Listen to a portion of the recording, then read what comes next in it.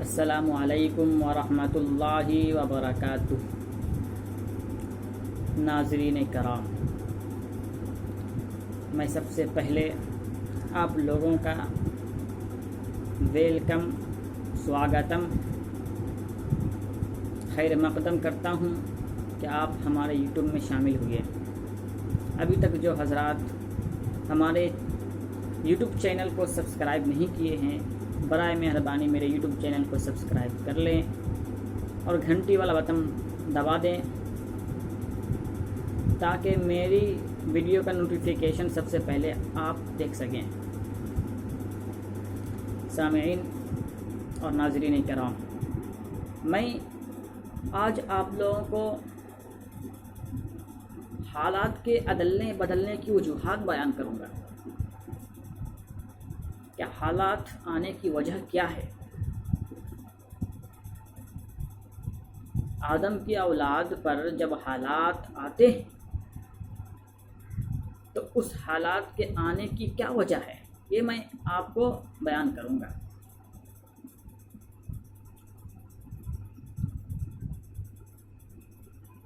اللہ رب العزت انسانوں پر کئی وجوہات سے حالات بھیجتے ہیں۔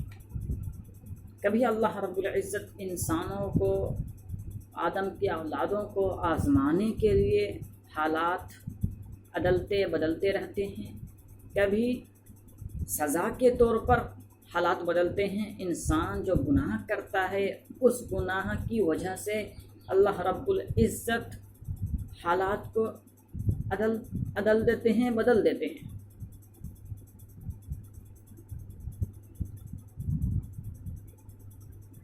تو ان آدم کی اولاد، ابن آدم کس طرح سمجھ پائے گی کہ انسان پر، ہم پر، آدم کی اولاد پر جو حالات آئی ہے تو وہ آزمانے کے لیے ہے، یعنی آزمائش کے طور پر اللہ رب العزت نے اس حالات کو ہم پر مسلط کیا ہے، یا پھر سزا کے طور پر ہم مسلط کیا ہے۔ تو میں آپ لوگوں کو یہ بہت ہی اہم بات ہے، بہت ہی امپورٹنٹ بات ہے، آپ لوگ میری بات غور سے سنیں۔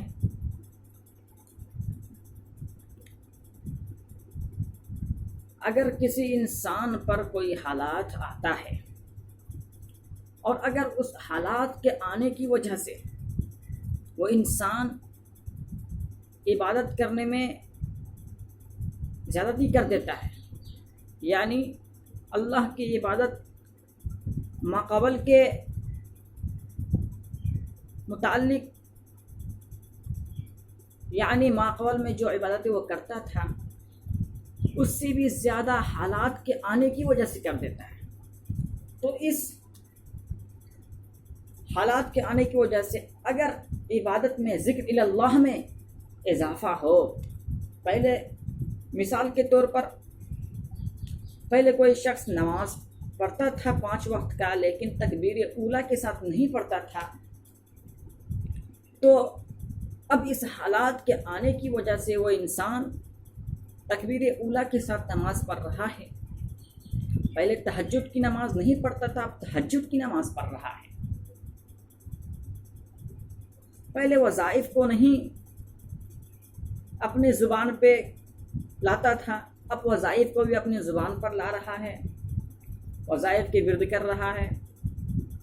تو حالات کے آنے کی وجہ سے اگر انسان ذکر اللہ میں رجوع ہو تو سمجھ لو کہ اس بات کی یہ پہلی دلیل ہے کہ حالات انسان پر، آدم کی اولاد پر آزمائش کے لیے ہے، نہ کہ سزا کے لیے۔ یعنی یہ حالات جو آیا ہے یہ اللہ رب العزت آزمانے کے لیے بھیجے ہیں، سزا کے لیے نہیں بھیجے۔ دوسری وجہ کیا ہے؟ بات بہت اہم ہے۔ ابھی تک اگر میرے چینل کو سبسکرائب جو حضرات نہیں کیے ہیں، برائے مہربانی سبسکرائب کر لیں۔ دوسری وجہ یہ ہے کہ اگر کوئی انسان حالات کی آنے کی وجہ سے پریشان ہو جاتا ہے، غمگین ہو جاتا ہے، لیکن اس کے دل میں یہ بات ہوتی ہے، یہ اللہ پر امید لگائے بیٹھے ہوتا ہے کہ حالات جو ہم پر اللہ نے بھیجا ہے یقیناً یہ بدلے گا، کیونکہ وہ مصرف الاحوال ہے، وہ حالات بدلتے بدلتے رہتا ہے۔ تلک الایام نداولها بین الناس، کہ یہ جو دن ہیں انسان پر یہ بدلتے بدلتے رہتے ہیں۔ تو جب یہ انسان کا دل اللہ پر لگا ہوا ہو کہ اللہ اسے ضرور بدلے گا اور ذکر اللہ میں اضافہ ہو، تو اس بات کی یہ دوسری دلیل ہے کہ حالات آزمائش کے لیے ہے، سزا کے لیے نہیں ہے۔ اب دوسری وجہ، یعنی جب انسان پر کوئی حالات آتا ہے، یہ تو پہلی میں نے 2 وجہ بتائی کہ حالات آنے کی وجہ سے، یعنی حالات جو آتا ہے آزمائش کے لیے، آزمائش کے 2 وجہ میں نے بتائی کہ کس طرح انسان سمجھے گا کہ ہم پر حالات جو آئے ہیں آزمائش کے لیے آئے ہیں، تو میں نے بتا دیا۔ اب آدم کی اولاد ابن آدم کے اس طرح سمجھے گی کہ ہم پر جو حالات آئے ہیں وہ سزا کے لیے ہیں، تو یہ بھی آپ غور فرمائیں۔ یعنی یہ بالکل برعکس پہلے کے ہے، یعنی پہلے میں ذکر اللہ میں اضافہ ہونا ہے تو سمجھ لینا کہ یہ کیا ہے، آزمائش کے لیے، سزا کے لیے نہیں ہے۔ لیکن اگر ذکر اللہ میں اضافہ نہ ہو، یعنی دل اللہ کی طرف مائل نہ ہو، مسجد میں دل لٹکا ہوا نہ ہو، مسجد میں ہم ورد نہیں کر رہے ہیں، وظائف نہیں پڑھ رہے ہیں، پہلے نماز نہیں پڑھتا تھا لیکن اب نماز کو بھی چھوڑ دیا ہے، کاروبار میں پریشان ہے، بیماری ہو گئی، اب اس کو وسیلہ بنا کر نماز بھی چھوڑنا شروع ہو گیا، اور دل میں یہ مایوسی ہو گئی، دل میں یہ بات بیٹھ گئی کہ کیا یہ اللہ نے حالات بھیج دیا ہے۔ تو جب یہ مایوسی دل کے اندر چھا جائے اور ذکر اللہ میں اضافہ نہ ہو، یعنی دل اللہ کی طرف مائل نہ ہو، تو یہ اس بات کی دلیل ہے کہ حالات جو آیا ہے انسان ہم پر، یہ آزمائش کے لیے نہیں ہوگا بلکہ سزا کے لیے ہوگا۔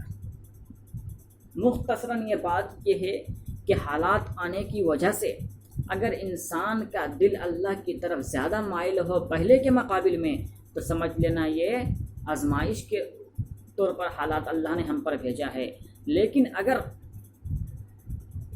انسان کا دل اللہ کی طرف مائل نہ ہو، تو سمجھ لینا اس بات کی دلیل ہے کہ حالات ہم پر آزمائش کے لیے نہیں ہے، سزا کے لیے ہے۔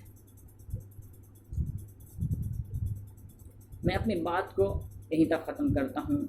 وآخر دعوانا ان الحمد للہ رب العالمین۔ السلام علیکم ورحمۃ اللہ وبرکاتہ۔